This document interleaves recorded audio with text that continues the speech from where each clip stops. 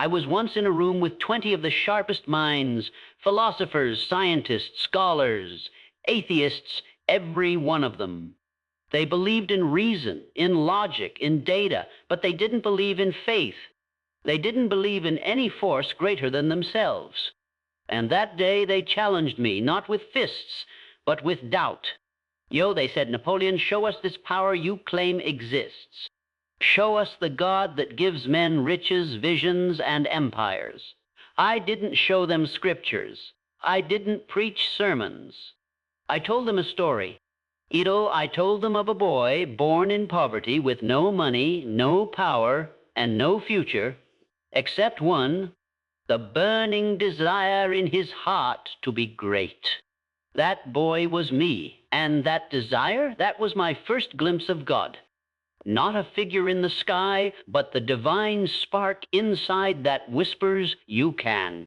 Now, you see, when you have a definiteness of purpose, the universe begins to move. Doors open where there were walls. People arrive just when you're about to give up. Coincidence becomes providence. That is not logic. That is faith in motion. And I told them, if 20 of you doubt and one of me believes, I win. Because belief creates, doubt only analyzes. I have sat with men who had everything but lost it because they had no vision. I have sat with paupers who became millionaires because they acted like God was within them. And when a man acts like God is his partner, he does not fear rejection, ridicule, or risk. He walks through fire like gets fog. He speaks with authority, not because he read books, but because he knows the truth was planted in him from birth. Faith is not blind. Faith sees more than the eye. It sees before the evidence, before the bank loan, before the crowd claps, before the world believes. It sees the truth that the heart already knows. These atheists believed only what could be measured. I believe what cannot be denied. I believe in the power that causes the seed to push through concrete. The whisper that says, try again when everything inside says quit. The vision that wakes you at Sine. M. With a fire you can't explain. The feeling that you were meant for more, even when your life looks like less. And I ask you, what will you believe? Because what you believe becomes your thoughts. Your thoughts become your actions. And your actions shape your world. So today, act as if the divine walks with you, because it does. Speak as if the universe listens, because it is. Move as if all of creation waits for your command, because it will. Faith is not about religion. It is about your relationship with yourself, your dream, and the source that made you. It is the greatest power on earth, and it waits for you to claim it. 20 atheists can shout impossible, but if you believe, the impossible becomes the inevitable. Now go, believe, and build. I want you to pause for a moment and ask yourself, what is it that gives a man the courage to begin, even when he sees no path ahead? What force dares him to dream a dream that others laugh at? That power, my friends, is not found in books, or in bank accounts, or in bloodlines. That power is invisible, but it is realer than the ground beneath your feet. I call it faith, but not the kind written on stained glass windows or chanted in temples. No, I speak of a deeper faith, the kind that whispers to the broke man, you are a king. The kind that tells the crippled man, stand and walk. The kind that takes an idea, invisible and formless, and builds an empire around it. I learned this not from scripture, but from life. I remember being a boy, barefoot in the hills of Virginia, watching other boys with shoes, with food, with opportunity. I had none of that, but I had something they didn't. I had a flicker inside me, a feeling, a certainty that I was meant to do something great, even if I didn't know what that was yet. It burned in my chest like fire trapped in glass, and when the world said no, that fire said go. That invisible power lifted me from those hills and sent me into rooms with the titans of industry. It opened doors I had no key for. It brought me to Andrew Carnegie himself, not because I was important, but because I believed I was becoming important. That's the secret. You do not need proof before you believe. Belief itself is the proof. If you feel it, if you know it, then it is already real, whether others see it or not. Let me give you an image. Imagine a sculptor standing before a block of stone. Everyone sees a rock, but the sculptor sees the statue inside. He chips away, not because he's guessing, but because he knows what's inside. Faith works the same way. It is the knowledge of the unseen. The sculptor doesn't need to see the statue finished to begin, and you don't need to see your dream manifest to act. Faith is not passive. It is not about waiting and wishing. Faith is action powered by certainty. It is the boldness to say, I will, when the facts say, you can't. It is walking into the battlefield of life with your head high. No. I have sat across from some of the brightest minds this world, as to offer men with letters before and after their names, degrees framed in gold, voices sharpened by academia. They are masters of logic, of science, of debate. And yet one thing they lacked, the one thing that has built every empire, healed every sickness, and turned ordinary men into legends, was belief. They were 20 in number. 20 men with no faith in anything they could not dissect under a microscope. They told me, Hill, your ideas are poetic, but they are not provable. Your faith in the unseen is charming, but it's not scientific. And I looked each of them in the eye and said, you 20 doubt. I believe. And that makes me more powerful than all of you combined. You see, doubt is a group sport. It thrives in the company of the like-minded. It spreads like smoke, thick, choking, and blinding. But belief? Belief is a solitary flame, and it does not require a crowd to stay lit. In fact, it shines brighter in the darkness of opposition. Doubt builds nothing. It only questions. It only delays.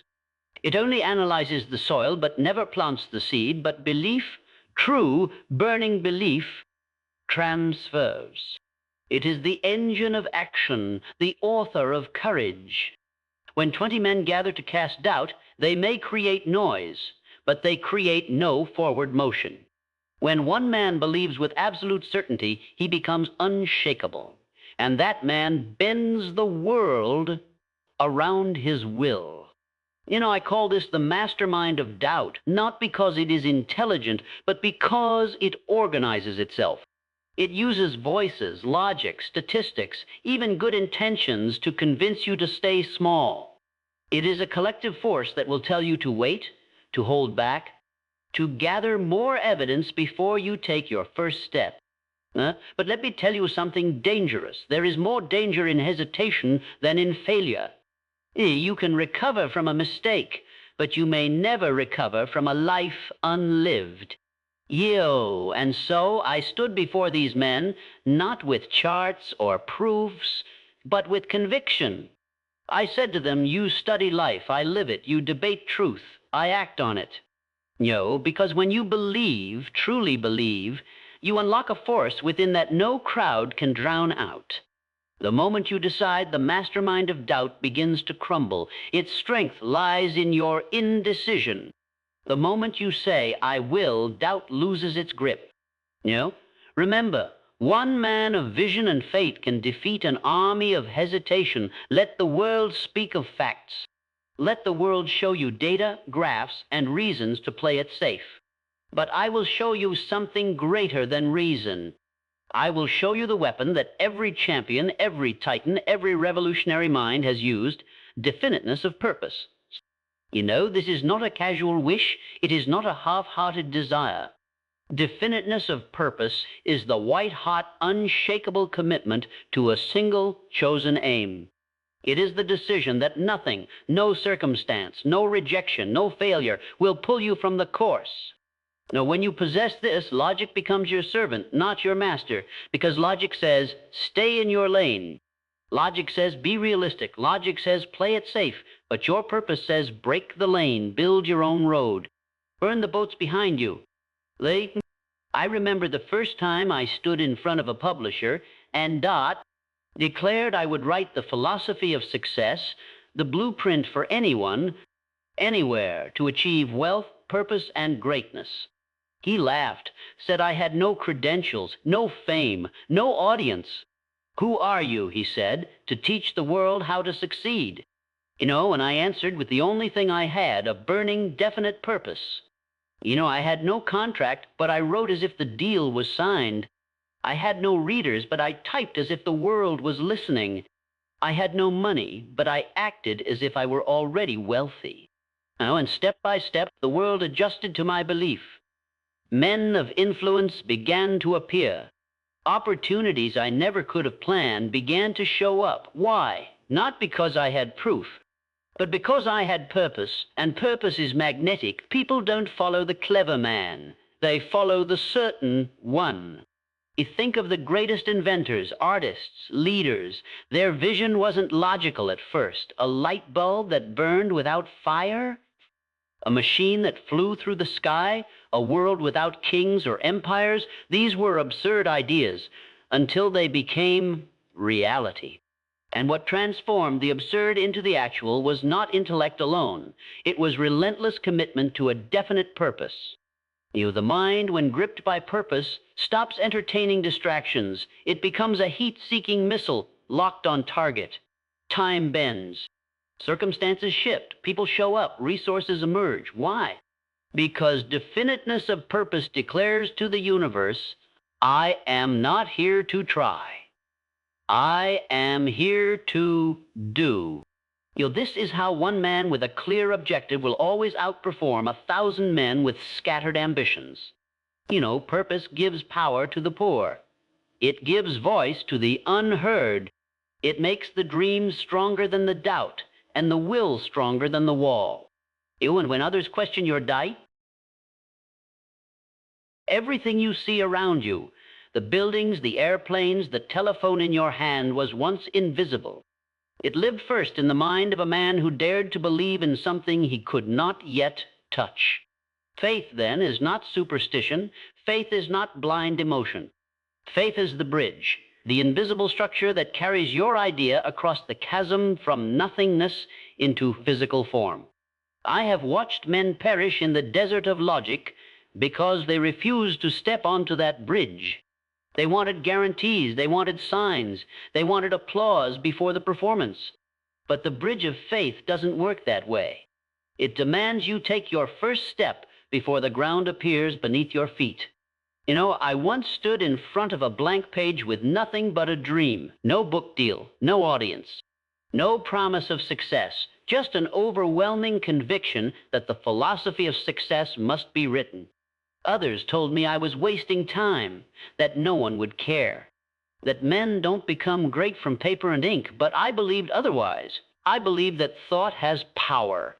I believed that what the mind can conceive and believe, it can achieve. So I kept writing. One page at a time, one word at a time, I walked the bridge of faith. And every step I took, the invisible world began to shape itself around my movement. Doors appeared. Names like Carnegie, Edison, Ford, men of immense influence, entered my life not by chance but by design. And because when you move with belief, the unseen moves with you. Faith does not ask you to deny reality. It asks you to create a new one. You may look at your bank account and see zero, but if your vision sees millions, you are wealthier than the man with full pockets but no dream. You may be surrounded by silence, but if your faith hears the future cheering, you are already a success. This bridge between the seen and the unseen is not visible to doubters. It's not available to the logical mind alone. It's only accessible to the man who dares to say, though I do not see it, I know it is coming. Though I do not touch it, I know it is real. Though I do not have it, I know I am it. That man walks forward and the bridge appears beneath him. I have spoken with people whose lives were buried under hardship. No money, no connections, no education, and yet they rose. They rose because they built their vision in the mind, and faith carried it into the world. Just like a seed pushes through dirt towards sunlight it has never seen, the man of faith grows toward a future he has never touched, but he trusts it is there. Faith is the builder's hammer before the bricks exist. It is the entrepreneur's pitch before the product is made. It is the speaker's message before the microphone is turned on. And most importantly, it is the knowing in your spirit before the world believes in you. What your senses cannot yet confirm, your faith can still claim. The unseen is not a myth. It is a world waiting on your belief to bring it to life. Faith is the bridge, and you are the architect. A man can have faith. A man can have a burning desire.